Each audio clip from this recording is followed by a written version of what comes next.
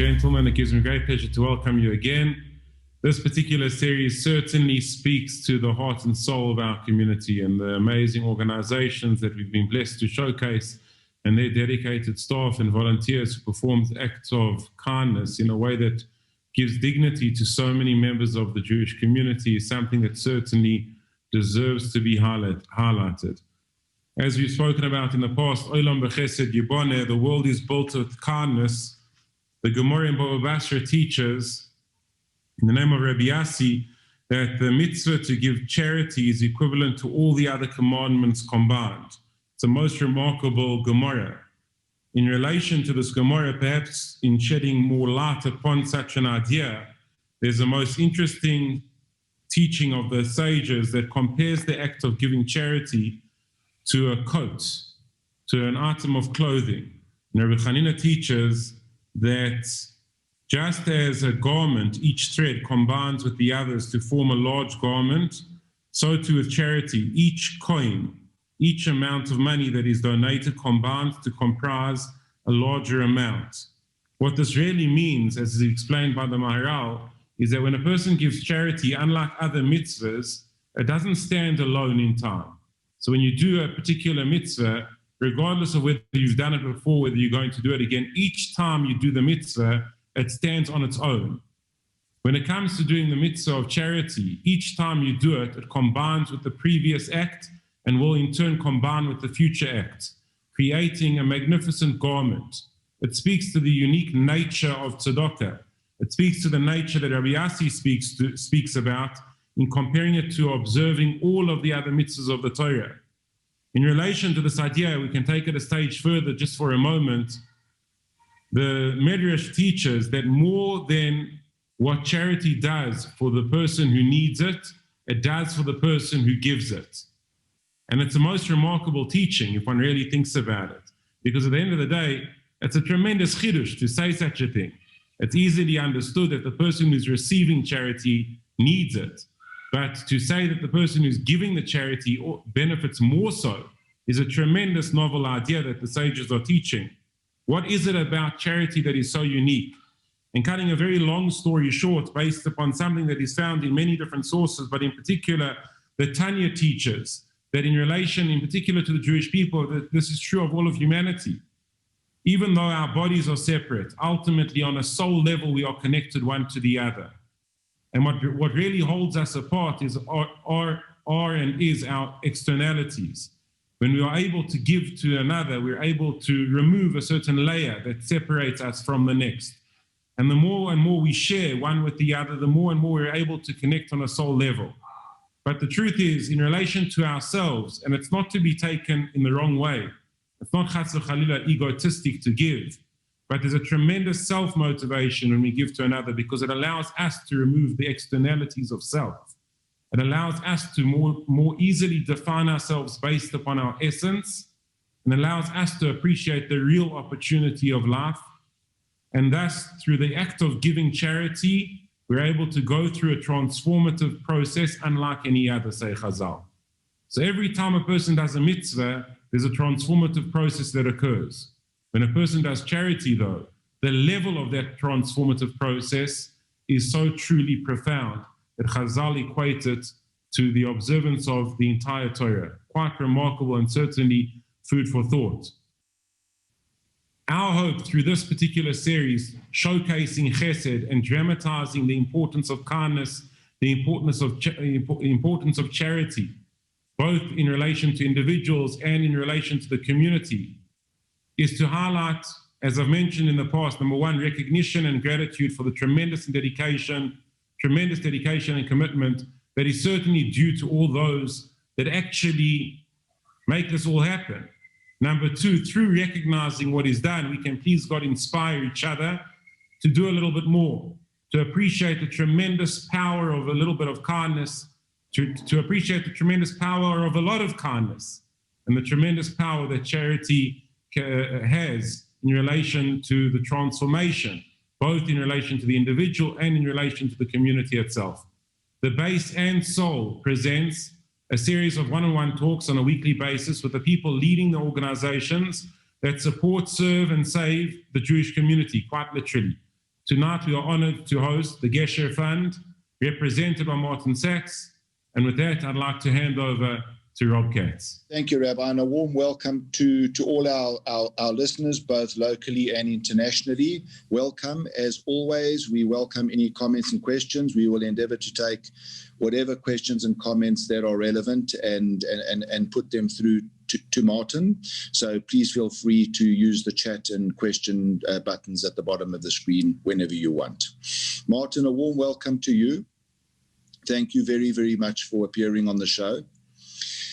I do think, Martin, that Gesher is the Jewish community at its very, very best, coming together to sort out what is clearly a big problem in the community, and that is the finance. COVID has certainly had a very, very negative impact on the Jewish community, on all the communities. Jewish community hasn't been spared, but Gesher has come together and is trying its very, very hardest as a community to help the community, really bringing out the best of what the Jewish community really is.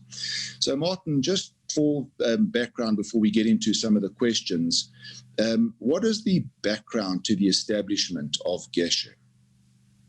Thanks, Rob, and thanks, Rabbi, for the inspiring message, and obviously you guys for the series. I think it's a great platform to communicate to the community. So, Rob, Gesher came together in about late April. At the time, there were a number of initiatives in the community to try and create a platform to support small business in the community. And how I got involved was it arrived at really at the door of the Chev. I've been involved with the Chev for many years. I'm on the board of the Chev. And it came to the Chev really kind of, I guess, via two sources. Initially, the chief rabbi was instrumental in initiating the concept of a Jewish business relief fund. And he, together with certain business people, approached a number of donors. One of those donors were Wendy and Hilton Applebaum of the Donald Gordon Foundation. And obviously the late Sir Donald, as well as Hilton and Wendy, and obviously the foundation itself, have been long-time supporters of the Chev. And their view was that they wanted to see the Chev involve themselves in the running and operational infrastructure of the setup of the fund.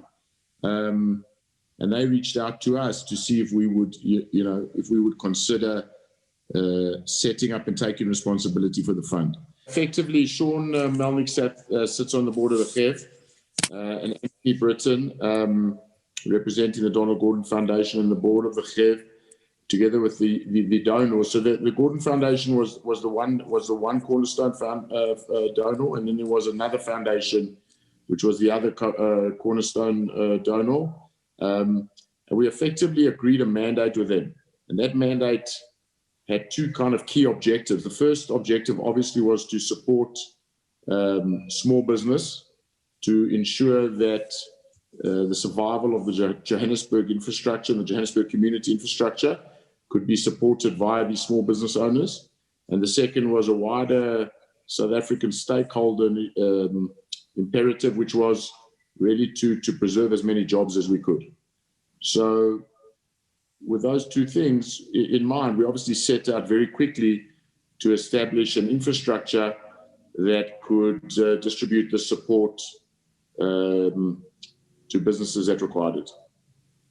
All right, Mark. Just to clear up, just in my mind's mind, you say that the Gesher was really the genesis of Gesher was at the Chev, but what is the difference between Gesher and the Chev Emergency Fund, which, to the best of my knowledge, was set up round about at the same time? Yeah.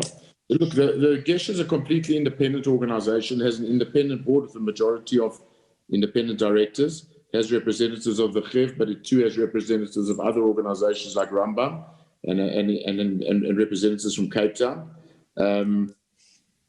So, it's operated by the Chev. So that it relies heavily on the Chev's finance and admin team and its marketing infrastructure, because what we really didn't want to do and what we did against as an organization is is replicating community infrastructure that exists. So we really wanted to leverage off what we had, but it was important that it was an independent organization. The GEF doesn't have the skills to distribute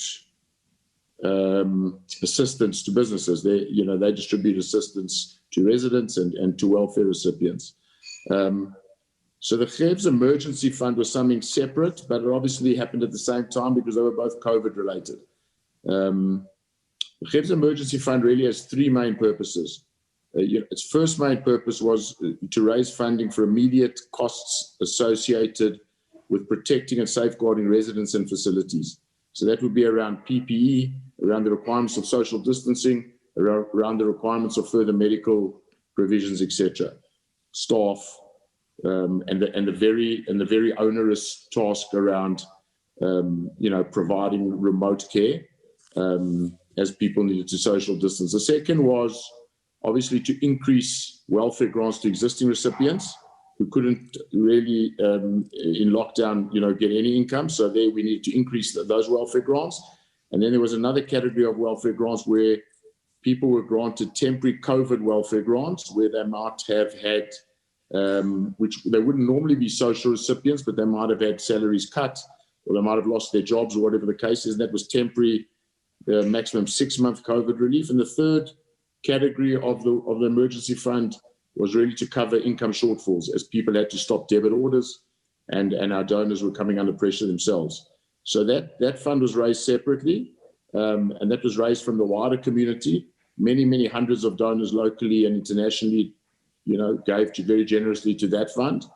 And our fund was primarily funded by the two cornerstone donors, a number of smaller donors, mostly from overseas, most of whom had never supported South African causes before.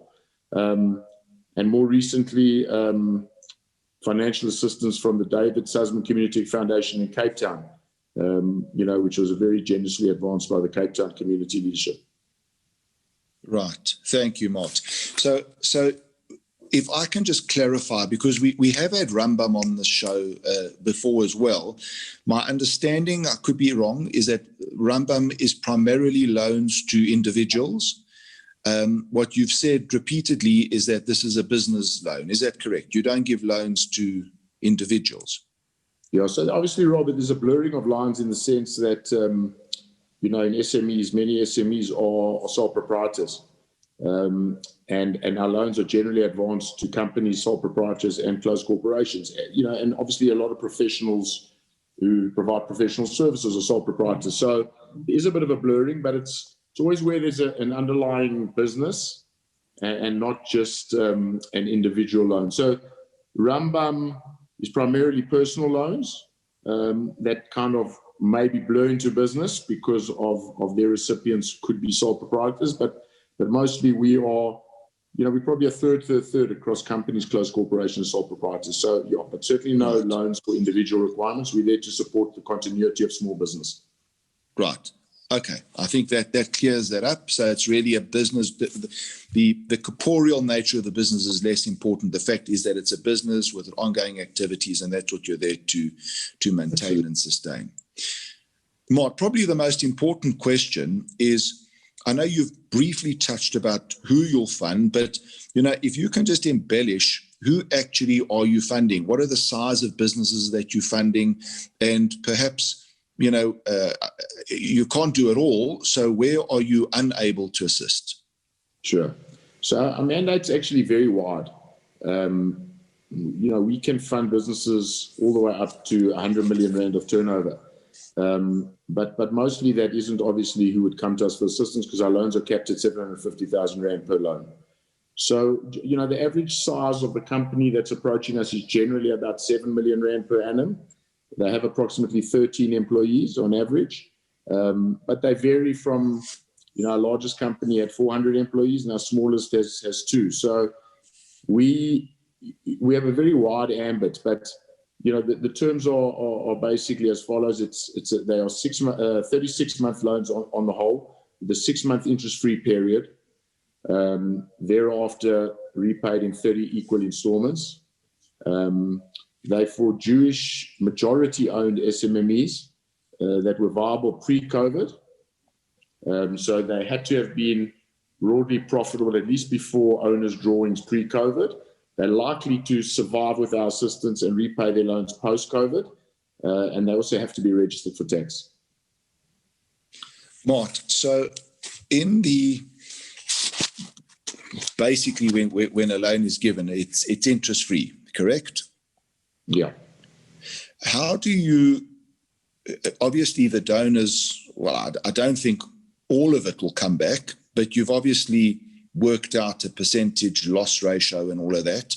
But basically, is there sureties? Is there security taken? What is the typical process? A person comes to get a business loan. Can you just walk our audience through what from start to finish the process is? And where I really would want to focus on this, this is a Chesed program. So in answering the question, perhaps you can also deal with the ethos stroke culture of the fund as well. Sure. So Rob, I mean, that goes to the heart of the fund and what the Rob said earlier on. We had to quickly work out how to process an enormous wave of applicants onto our website. So we've had over 500 companies express interest on the website. That means that they've come with base information that expressed interest in a loan.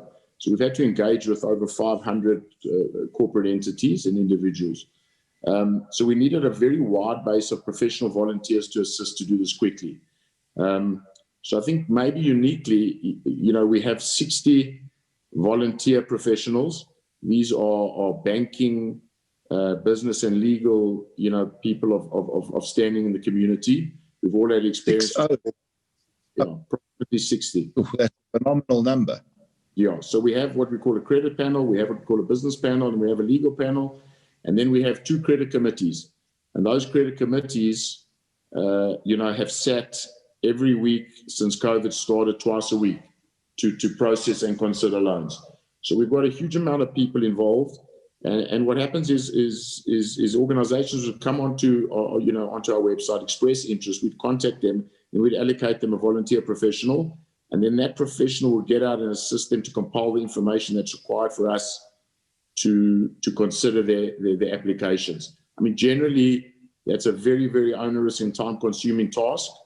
And the guys have been quite tremendous and remarkable, in the amount of time and effort they've given to this. We have a very, very small executive. We run by Romy Waters. She's a highly capable executive that runs, but she's literally the only person in the organization.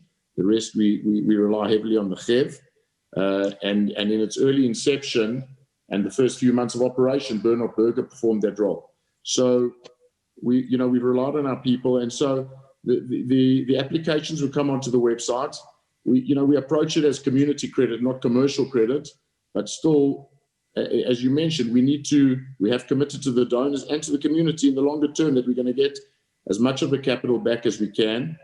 We're going to advance loans within our mandate agreed with the donors. And the capital that comes back will be for use in the community going forward, hopefully in small business assistance, maybe in the next generation of assistance. But the culture is certainly one of it's highly professional, it's highly respectful of business people, and a huge amount of empathy to the situation that small business owners find themselves in. We all in business understand, the shock and the dislocation that COVID caused.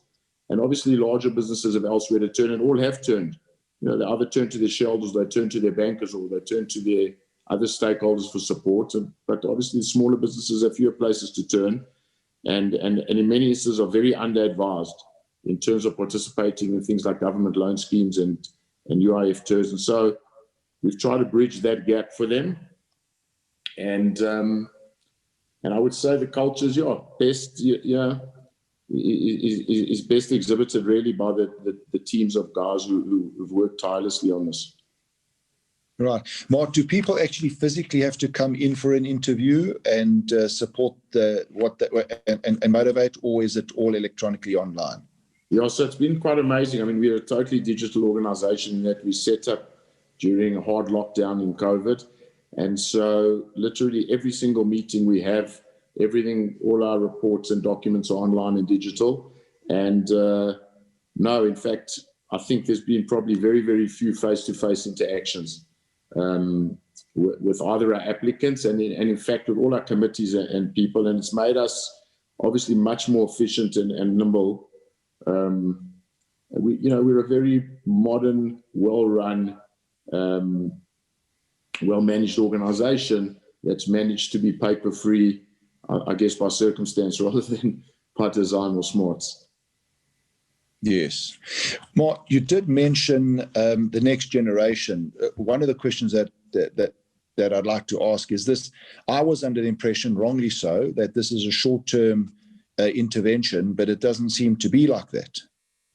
Yeah, so what we've negotiated with our donors, who've been amazing, is that we're able to advance loans till May 21 as we currently stand. So it'll be kind of 12 months post-COVID. And then we obviously Mark, when you say you're able to advance it, do you mean in terms of a mandate or in terms of funding or in terms of people committing time? In terms of a mandate. Our funding is obviously a moving target. At this stage, we're very comfortable. We have funding. We're up to about 112 loans granted at the moment. We're very comfortable. We can increase that 50-60% within the existing resources. But I'm quite comfortable that our donors will continue to commit to funding the need out there. So we'll continue in terms of our current mandate with our donors to fund for 12 months post-COVID, which will end in May 21. And then thereafter, we go into a collection period, which will be over the next 3 odd years. We should collect all our funding. We have agreed that will remain in the community. So certain of those funds have been donated via the Gev and certain have been donated directly. But either way, it will remain in the community. And our donors, they're certainly open to see, what it will morph into in terms of further assistance, because fundamentally, the belief that this community in South Africa, just given its unique, peculiar circumstances, has to have a viable and thriving small business and professional infrastructure to support our community infrastructure. Correct. Mart, is there a maximum loan that you prepare to give? Yeah, we'll give a maximum of 750,000 Rand per loan. Rob, you asked about sureties. I mean, one, you're talking about surety. One of the things we won't take is we won't take personal residence as security for a loan. But we do expect that all businesses would sign surety, and individuals, owners in the business would sign surety for the loans. And in many instances there are other assets available, but they're illiquid, and obviously they are difficult to raise funding against because of serviceability. And so we are a lender of last resort. So where businesses need liquidity in the short term, but they can in the medium term replace us with bank loans, we encourage them to do so. And so we see ourselves merely as a bridge, and certainly not as permanent long-term funding for these businesses. Right. Albeit interest-free, Mart? Albeit interest-free, absolutely. Okay. Mart, you're at the coalface of it all. Like I said, it's a tremendous initiative that started. To the best of my knowledge, I could be wrong, and to our viewers out there, please, don't send on the chat that I'm wrong. I'm happy to be proven wrong, but to the best of my knowledge, this Gesher Fund is the only real fund. I understand that a heap load of other charity funds and Chesed funds have done special COVID operations, but this is the uniquely the only one set up for COVID in the community. And like I say, it's an amazing affirmation of what our community is, Martin. So just to you and to all of your volunteers, a big kol hakavod from us to you. But you're at the coalface of it all, and I'm sure that you're seeing quite a bit of horror stories out there. What patterns and trends have you seen that you'd be happy to share with us in the Jewish small medium enterprise businesses? Yeah, so I mean, obviously, Rob, I'm not sure they're necessarily peculiar to our community, although our community obviously has costs associated with it that maybe some other communities don't. in terms of supporting community infrastructure and Chesed organizations and the like. So, we are uniquely structured as a community. I think what we're seeing is that these businesses are finding it extremely challenging to have, been in operation for 10 years where there's been moribund kind of economic growth, very high input inflation, very difficult kind of labor legislation, hugely bureaucratic scenario. So, I think they're just feeling generally the stress and strain of doing business in South Africa. It's been a tough place to do business for any size business. And inevitably, it's led them all to be undercapitalized, or most to be undercapitalized, because really what's happened is their cost of living has really, in many cases, exceeded, the ability of the business to generate that. So, capital's been depleted over the last few years. We found the quality of record keeping, to be maybe less than ideal, and so it's made it more difficult for these businesses and individuals to get and participate in the bank's loan scheme. Our professionals have assisted them in compiling information that we need to assess their viability. But you've seen tremendous strain out there. There's no lack of ability or passion. It's really they may be under-advised. Unfortunately, I think we've maybe failed, as a community to adequately mentor and assist. The business community is possibly could have done more to mentor and assist these businesses. And our professionals could have done more to advise these businesses. They really are under-advised in terms of even the avenues that are available to them, UIF, TERS, as I said, banks, loan scheme. And with even small assistance, I think they could rise significantly. But in the long term, these businesses do need capital, and they do need to potentially trim their operations, but they have an amazing loyalty to their staff, and they're kind, capable people. We've really enjoyed the interaction with our applicants. Yeah. Mart, primarily this program tonight is Gesher. So I'm sure that you've mentioned how many loans you've given. I'm sure there's been a heap load of further loans that have not qualified. But is there anything specific that you'd like to advise our listeners in applying for a Gesher loan, in your experience, that will help them get a loan? Yeah, Rob. I would say work hard to get your books and records in order, and just get a baseline of financial information that certainly we would need, or any person advancing credit to the business would need to have sight of. I would think they need to start preparing things like cash flow forecasts, certainly on like a rolling 6-month basis, and maybe try and get an understanding of their working capital cycles. I'd say get ready for an eventuality where, we might go into further lockdown. Post-season things might be quite tricky. So I would kind of say, hope for the best and prepare for the worst. But It's really about preparation. It really is about understanding where you can trim up, your operating expenditure should your turnovers come under pressure, who you can turn to for credit, your credit lines with your suppliers. And really understanding and being very careful around your cash flow. But specifically coming to Gesher, you'd want to see these forecasted cash flows prepared, et cetera, et cetera.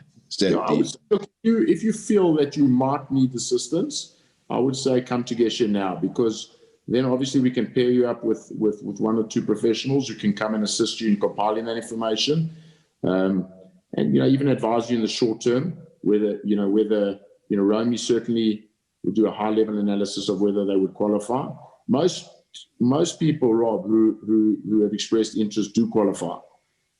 Very few don't qualify, and we turn down, as an absolute no, we turn down very few as a percentage. So what we would do potentially is somebody would come in for a loan of a certain amount, and we might change the amount, we might extend or decrease the period of repayment, but very seldom. We work very hard to try and provide assistance. So our decline rate is very, very low, and that is really where we feel, it doesn't meet the mandate completely. But, most of these factors are subjective, they're not objective. And so we apply them, as leniently as we can within our mandate. Our job is to really put out assistance. We have the funds. And I would say, get in front of Gesher as soon as you can if you think you might need it. And, if from a single business, operator to somebody with many hundreds of employees, all would qualify fundamentally to approach Gesher. Brilliant. So, Mart, without putting words into your mouth, what I'm hearing is you're looking for reasons to help as opposed to not to help. Is that going back to the ethos? Yeah, absolutely. I mean, certainly our board feel very strongly about that. We have a very strong independent board. I feel very strongly that's where we need to get our support, and so do our donors. There's absolutely no resistance, and our mandate is absolutely wide. We negotiated our mandate, very hard with our donors to ensure that they wouldn't be disappointed. We all understand, that collections will be tough in certain instances, that many instances are out of our borrowers' control. And as long as they act in good faith, our borrowers, we're there to help them. Right. Okay. Mart, I've got two final questions to you, one coming from the floor. How can we as a community help you? Look, Rob, I think it's important that we communicate widely out there that this is available. I mean, we still are hearing from people all the time that didn't know about Gesher. Obviously, we have very limited marketing budget. We want, I think people should tell their friends, their families, their networks that we are there to help. A lot of people have felt they're excluded because they may be a single professional or they're working from home or whatever the case is. I think just tell people who earn a living by having a business that we're there to help. And there's absolutely no stigma or shame, associated with approaching us. As I said, all businesses have approached, funders for support, and we just see ourselves as a source of funding. But I would just, again, reiterate that we're a last resort lender. And if a business is in shape and can approach their bankers for assistance under the bank's COVID loan scheme, which is available. I mean, it hasn't been very successful, but it is available. That's where they got to go first. We've got to keep our capital for those people who have nowhere else to turn. Great. Mart, so what we will do as a base community, we have a very, very large reach electronically. Funnily enough, this lockdown has really expanded our reach well beyond Sunny Road, Glen Hazel, so to speak. So what we will do, and we're very happy to do it, is if you can send us your website details, and we'll put it up at the end of the show once it goes onto our website. And then, we will then, at least have something on the base website that can be referred to Gesher. Just while we just got you, Mark, will you just give the website just verbally just to our viewers now? So in case there is anyone on the show who really wants to go right now, and then we will then put it on for forever as it gets onto our website. Yeah, so it's www.gesher.org.za. And it's a pretty, we hope, simple to use, self-explanatory website. You'll be contacted within a couple of days. And we do have the capability to turn it around full consideration and advance of a loan within 2 weeks. So we give the undertaking that if the information is available, we can turn around very quickly. Okay. So, Mark, just in answer to, as you've answered that question, two further comments have come through, not questions really. The first one is we've been in business for over 83 years, and due to the economy and COVID-19, we have a serious cash flow situation. My suggestion is to go straight onto the website, the Gesher website, and let's see what we can do to help. And then the other one is post bank details to do donations. Mart, will you also give us that? We'll put it up at the end of the show when we load the site for donations. Thanks, Rob. Yeah. All right. Final question, Mart. What is your concluding message to the community and even to fellow community organizations? We can all learn from each other. No one has exclusivity on Chesed. What are your learnings? Look, Rob, I mean, my primary involvement with the community is via the Chev, and more recently, obviously, via Gesher. So, I mean, the Chev is an enormous organization. It's we're almost spending R1 million a day in that organization. 1,000 residents, thousands of welfare recipients. So I think we have a broad understanding of what's required. I think what this community needs to do, it is a shrinking, aging community. It needs to acknowledge that, and it needs to plan accordingly. So, in my view, it needs to, halve the size of its infrastructure, and it needs to double the quality of its infrastructure. So it needs investment into a smaller set of infrastructure. And that really, in our view, starts with the quality of the executive leadership of these organizations. These organizations should be run by executive leadership, not by boards, on a day-to-day basis. So, we believe in hiring young, talented, capable teams. And I think that, organizations need to encourage younger teams to come on and run these organizations executively, and including more women. I would also say that a lot of the younger guys, and we've got a pretty, young, I'm probably one of the oldest, but, we've got pretty young panel members, and we need to encourage, these are highly capable people who can give much more to the community, and they've really enjoyed the interaction. We need to encourage our young, capable community members to get involved in the organizations, as I say, including more women, and really take control of these organizations, from a strategic point of view. And then obviously the role of, the older, maybe more experienced, more grey-haired people would be to, to have oversight, to govern, to give strategic considerations, and manage these business, manage these organizations strategically. But ultimately, if we, as a community, if we don't raise significant capital resources, there is no way to secure the future of certainly the Johannesburg Jewish community, and obviously the broader Jewish community. We need significant capital resources, and we need to expend those resources on a smaller set of infrastructure. And I mean, there are tremendous organizations out there that are doing an amazing work, who followed that similar model. I mean, the Chev is one of them, but, certainly we've seen the likes of Atzola step up in times like this, which I think has been tremendous. But if you look at the organizations that have excelled and are doing well, they're generally following a model of a very capable executive team, supported by a young, energetic board, and, with oversight from maybe more experienced grey hair. So, I think that's the model that works. As I say, it's obviously only from my own experience with the Chev over the last 13, 14 years. Yes. To your point, Mott, with capital, I once asked the late Gerald Leisner if he could just tell me through all his experience, what is the one single biggest lesson that he learned or can teach me about running a Chesed organization? And he actually, and there's 100 things. You run it with Yiddish and a Shoma, you have competent, capable people. The thing he said, you need money. He said, without money, you can do nothing. And that's the reality.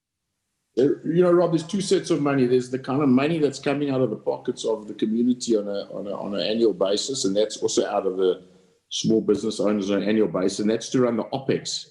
That's to run the operating expenditure of our infrastructure, which is way too big. And, at the Chev, we need to raise over 200 million rand a year to stand still. That's to cover our costs. So, if we raise 200 in a year, we're not moving forward. We're really just covering our existing infrastructure. It's not a sustainable model. And unless we raise significant capital resources with a shrinking, aging community, we can never, the Chev's motto is to ensure that no Jew gets left behind. It's not possible to do that without capital and quality people running organizations. Agreed. All right, Mark, before I just thank you, just one final address to our viewers. I see Moshe has put up the Gesher website to those who want to go and look at it. It's www.gesher.org.za. It is on the participants and panelists screen. So, Mark, the only thing that we're still waiting from is just your banking details. There has been a request from it. You'll supply that to us. And finally, Mark, from myself, before I hand over to the Rabbi, a big thank you, thank you to you and to your wonderful volunteers, over 60 of them. Please, if you can thank them on our behalf for the work that they do. And as I said right at the beginning, I think that the Gesher fund, Mark, led by you, is the best example of what South African Jewry can do when we put our minds to what really matters, and that's helping the less fortunate. And please God, we'll always be able to do so. Mark, to you and to your family and to your volunteers, Hashem's blessings and bruchas only. I want to give you a brucha that you should go out of work soon. Thanks, Rob. No, we really appreciate the opportunity. And again, obviously, just want to thank from my perspective, to thank the Chief Rabbi, to thank our donors, to thank Wendy and Hilton and the Donald Gordon Foundation, the board of the Chev for supporting the initiative so wholeheartedly, and the organization of the Chev led by Saul and Jacques, and obviously, the tireless work done by executive team led by Romy and Bernard and our panelists. It's really a privilege for me to work with such an amazing team. And thank you, Rob, for the opportunity to showcase it. Before I do, I just want to just do one thing, Martin. That's just from Sydney Lazarus in Durban. Thank you, Sydney. Mark, all credit to you. Can we get a copy of the recording? A remarkable organization, Gesher. You are helping and changing lives. I think we all agree with that, Sydney. Very much. Rabbi? Very great. Really amazing. On a personal note, and certainly on behalf of the organizing group of this particular series, to Seoul, from Seoul, and on behalf of the whole base community, and in fact, on behalf of the Jewish community, I want to thank you, Martin, for allowing us this opportunity to see your passion, your commitment, and I think especially your professionalism in relation to the doing of Chesed is so inspiring. Hearing about what you do and hearing a little bit more about what has gone into this fund behind the scenes, both in preparation and now in allowing this fund to be able to achieve what it was intended to achieve, is truly a Kiddush Hashem and very special. It's also a true indication, as Rob mentioned, of the uniqueness and special nature of our Jewish community. Kol Yisrael, all of Israel is responsible one for the other, and this really illustrates such an ideal. Hashem should continue to bless you and your family and all those who work with you, the Chief Rabbi, the donors, board members, committee members, the volunteers, the staff and their families, with much bracha and atzlacha, that you should be able to continue to do the most important work that you do, and much, much more. As always, and to be repetitive, there are certain acknowledgements and thank yous that are most necessary. I want to say thank you to our partners in the series, to Seoul, run by Kate Gershuni, Robin Smukler, and Josh Sevitz. Thank you to each one of you for this partnership and for all that you do. Rob, thank you for tonight, as always, beyond special, world-class. Thank you for all the time, the effort, the care that you put into the series, and in fact, the time and the care and the effort you put into the entire community. Thank you, Ari Weber, for all that you do. The series wouldn't be what it is without your involvement in organizing behind the scenes. And I also want to thank my brother, as always, Moshe. We really could not do this without you. It's greatly, greatly appreciated. Thank you all for joining us this evening. We look forward to seeing you again soon. Keep safe and have a good night.